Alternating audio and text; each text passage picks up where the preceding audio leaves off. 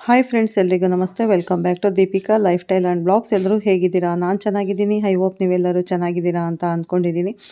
Please friends, ಈ ವಿಡಿಯೋನ ಫಸ್ಟಿಂದ ಕೊನೆವರೆಗೂ ಸ್ಕಿಪ್ ಮಾಡದೆ ನೋಡಿ. ನಿಮ್ಗೆ ಇಷ್ಟ ಆದರೆ ಲೈಕ್ ಮಾಡಿ, ಶೇರ್ ಮಾಡಿ. ಹಾಗೆ ಹೊಸದಾಗಿ ನೋಡ್ತಾ ಇರೋರು ಫಸ್ಟ್ ನನ್ನ ಚಾನಲ್ಗೆ ಸಬ್ಸ್ಕ್ರೈಬ್ ಮಾಡ್ಕೊಳ್ಳಿ. ಪಕ್ಕದಲ್ಲಿರೋ ಬೆಲ್ ಐಕನ್ ಕ್ಲಿಕ್ ಮಾಡಿ. ನಾನು ಹಾಕೋ ಪ್ರತಿಯೊಂದು ವಿಡಿಯೋ ನೋಟಿಫಿಕೇಷನ್ಗೆ ಬರುತ್ತೆ, ತಕ್ಷಣ ನೋಡ್ಬೋದು. ಸ್ನೇಹಿತರೆ, ನಾನು ಕುಂಭರಾಶಿಯ ಸ್ನೇಹಿತರೆಲ್ಲರಿಗೂ ನನ್ನ ನಮಸ್ಕಾರಗಳನ್ನು ತಿಳಿಸ್ತಾ ನಾನು ಈ ವಿಡಿಯೋನ ಸ್ಟಾರ್ಟ್ ಮಾಡ್ತಾ ಇದ್ದೀನಿ. ಸ್ನೇಹಿತರೆ, ನಿಮ್ಮ ಜೀವನದಲ್ಲಿ ಸಂಭವಿಸಲಿರುವ ಒಂದು ಮಹತ್ವದ ಬದಲಾವಣೆಯ ಬಗ್ಗೆ ನಾವು ಇವಾಗ ತಿಳಿದುಕೊಳ್ಳೋಣ. ನಿಮ್ಮ ಜೀವನದಲ್ಲಿ ಮತ್ತೊಮ್ಮೆ ಒಂದು ಹಳೆಯ ಮುಖ ಮರಳಿ ಬರುವ ಸೂಚನೆಗಳು ದಟ್ಟವಾಗಿ ಕಾಣಿಸ್ತಿದೆ.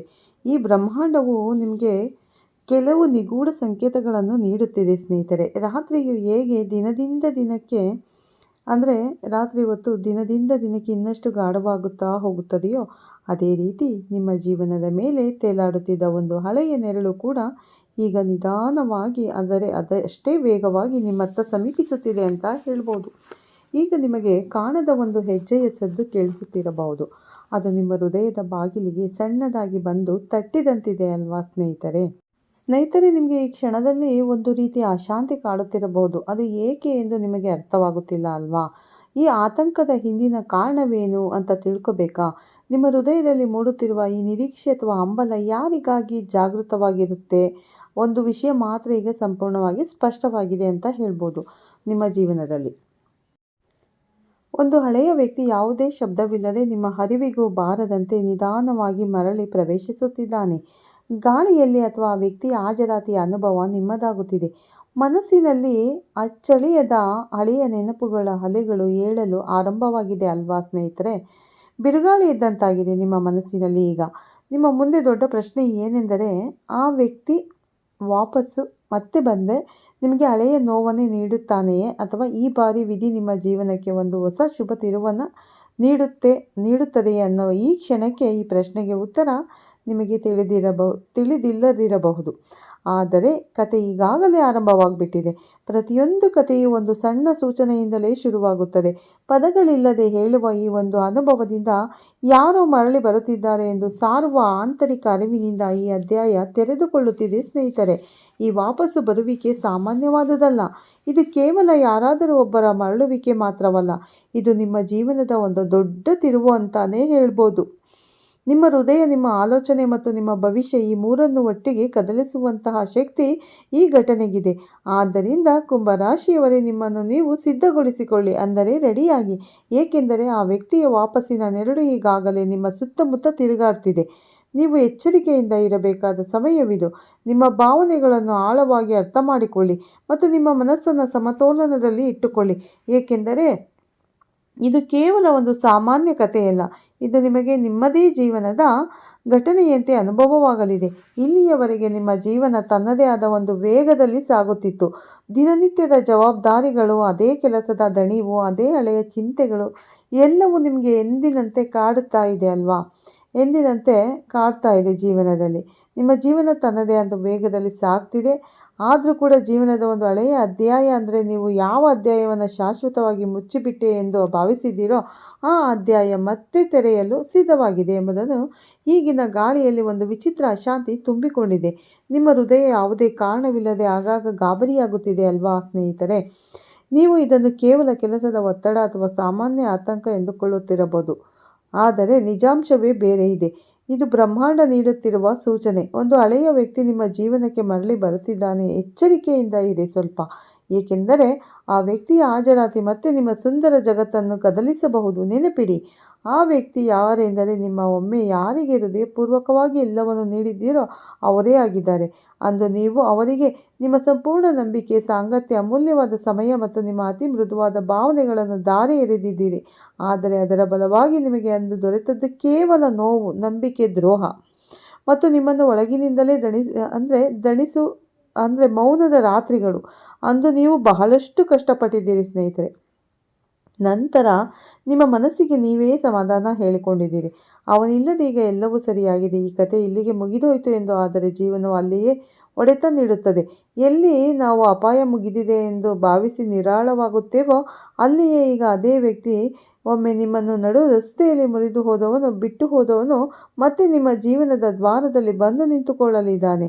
ಈ ಬಾರಿ ಹಳೆಯ ನೋವು ಮತ್ತೆ ಮರಳಿ ಬರಬಹುದೇ ಆದರೆ ಒಂದು ವಿಷಯ ನೆನಪಿರಲಿ, ನೀವೀಗ ಮೊದಲಿನವರಲ್ಲ. ಅಂದು ಆ ವ್ಯಕ್ತಿ ನಿಮ್ಮನ್ನು ಬಿಟ್ಟು ಹೋದಾಗ ನೀವು ಸಂಪೂರ್ಣವಾಗಿ ಚೂರಾಗಿ ಹೋಗಿದ್ದೀರಿ.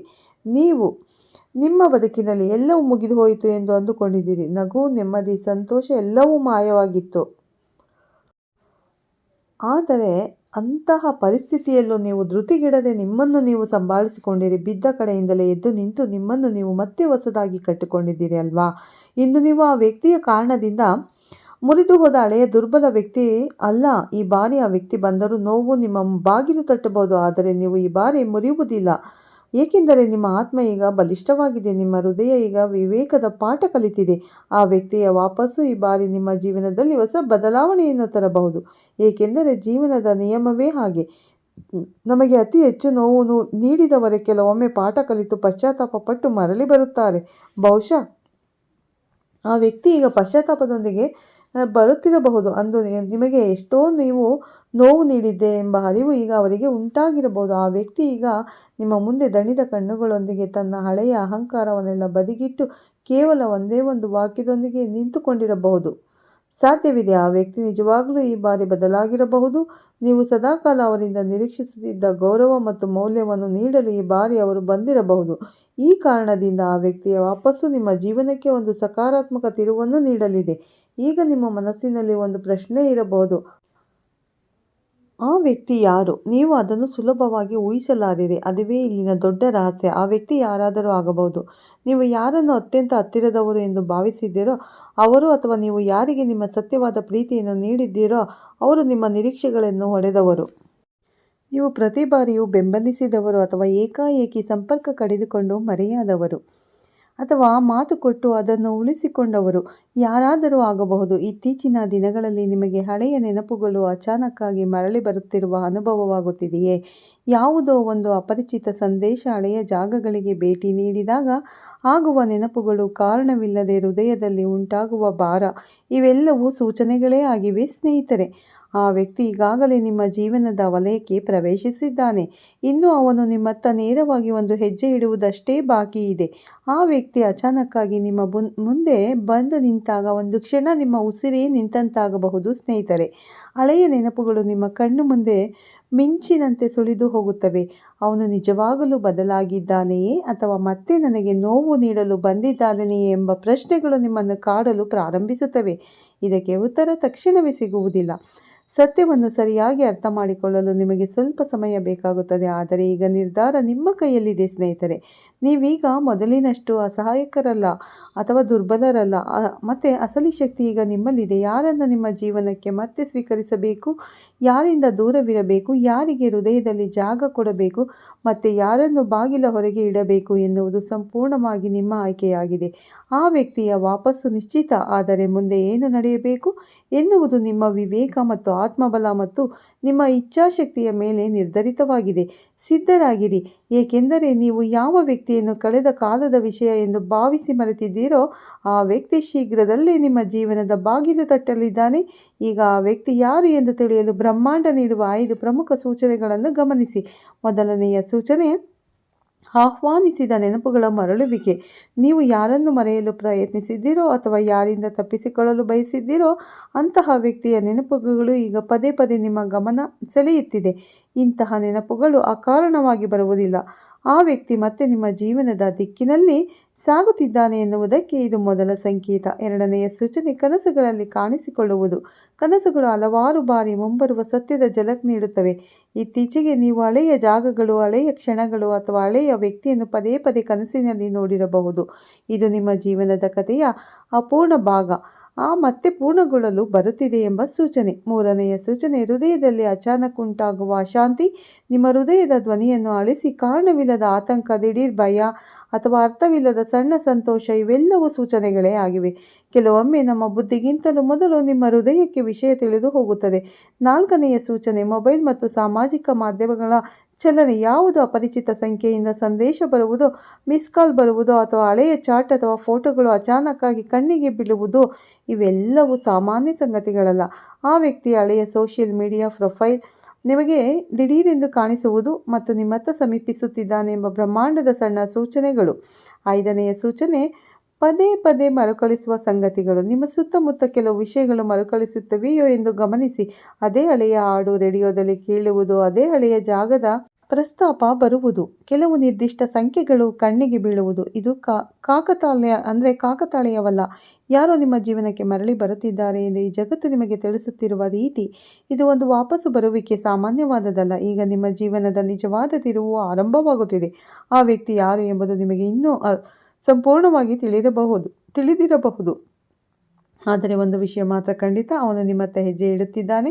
ಅದು ಕ್ಷಮೆಯ ಜೊತೆಗಿರಬಹುದು, ಪಶ್ಚಾತ್ತಾಪದ ಜೊತೆಗಿರಬಹುದು, ಅಥವಾ ತನ್ನ ಅಗತ್ಯಕ್ಕಾಗಿ ಇರಬಹುದು. ಕಾರಣ ಏನೇ ಆಗಲಿ, ಅವನ ಹೆಜ್ಜೆಗಳು ನಿಮ್ಮ ದಿಕ್ಕಿನಲ್ಲೇ ಇವೆ. ಈಗ ನೀವು ಬಯಸಲಿ ಅಥವಾ ಬಿಡಲಿ, ಈ ಜೀವನದ ಅಧ್ಯಾಯವನ್ನು ಮತ್ತೊಮ್ಮೆ ಓದಿಯೇ ತಿಳಿಯಬೇಕು. ನಿಮ್ಮ ಜೀವನದಲ್ಲಿ ಶೀಘ್ರದಲ್ಲೇ ಶುಭವಾಗಲಿದೆ ಎಂದು ಹಾರೈಸುತ್ತೇನೆ. ಸ್ನೇಹಿತರೆ, ಈ ಮಾಹಿತಿ ನಿಮಗೆ ಇಷ್ಟವಾಗಿದ್ದರೆ ಒಂದು ಲೈಕ್ ಮಾಡಿ. ಹಾಗೆ ಓಂ ಶನೀಶ್ವರಾಯ ನಮಃ ಅಂತ ಒಂದು ಕಮೆಂಟ್ ಕೊಡೋದನ್ನು ಖಂಡಿತ ಮರಿಬೇಡಿ ಸ್ನೇಹಿತರೆ. ನೋಡಿದ್ರಲ್ಲ ಕುಂಭರಾಶಿಯವರೇ, ನಿಮ್ಮ ಜೀವನದ ತಿರುವು ಬದಲಾಗಲಿದೆ. ನೀವು ಎಚ್ಚೆತ್ತುಕೊಳ್ಳಿ. ನೀವು ಅವರನ್ನು ಆಹ್ವಾನಿಸಿ, ಒಳ್ಳೆಯದನ್ನು ನೀವು ಆಹ್ವಾನಿಸಿ. ಖಂಡಿತ ನಿಮಗೆ ಒಳ್ಳೆಯದಾಗುತ್ತೆ ಸ್ನೇಹಿತರೆ. ಈ ವಿಡಿಯೋ ಇಷ್ಟ ಆಗಿರೋ ಲೈಕ್ ಮಾಡಿ, ಶೇರ್ ಮಾಡಿ. ಮತ್ತೆ ಸಿಗ್ತೀನಿ ಉತ್ತಮ ರಾಶಿ ಭವಿಷ್ಯದೊಂದಿಗೆ ಅಂತ ಹೇಳ್ತಾ ಈ ವಿಡಿಯೋನ ಇಲ್ಲೇ ಏನು ಮಾಡ್ತಾ ಇದ್ದೀನಿ. ಈ ವಿಡಿಯೋ ಇಷ್ಟ ಆಗಿದೆ, ಓಂ ಶನೀಶ್ವರಾಯ ನಮಃ ಅಂತ ಒಂದು ಕಮೆಂಟ್ ಕೊಡೋದನ್ನು ಖಂಡಿತ ಮರಿಬೇಡಿ. ಪ್ರತಿಯೊಬ್ಬ ಕುಂಭರಾಶಿಗೂ ಶೇರ್ ಮಾಡಿ. ಎಲ್ಲರಿಗೂ ಒಳ್ಳೆಯದಾಗಲಿ ಅಂತ ನಾನು ಕೂಡ ದೇವರಲ್ಲಿ ಬಯಸ್ತೀನಿ. ಮತ್ತೆ ಸಿಗ್ತೀನಿ ಉತ್ತಮ ರಾಶಿ ಭವಿಷ್ಯದೊಂದಿಗೆ. ಅಲ್ಲಿವರೆಗೂ ತಮ್ಮೆಲ್ಲರಿಗೂ ಧನ್ಯವಾದಗಳು ಸ್ನೇಹಿತರೆ. ಎಲ್ಲರಿಗೂ ಒಳ್ಳೆಯದಾಗಲಿ.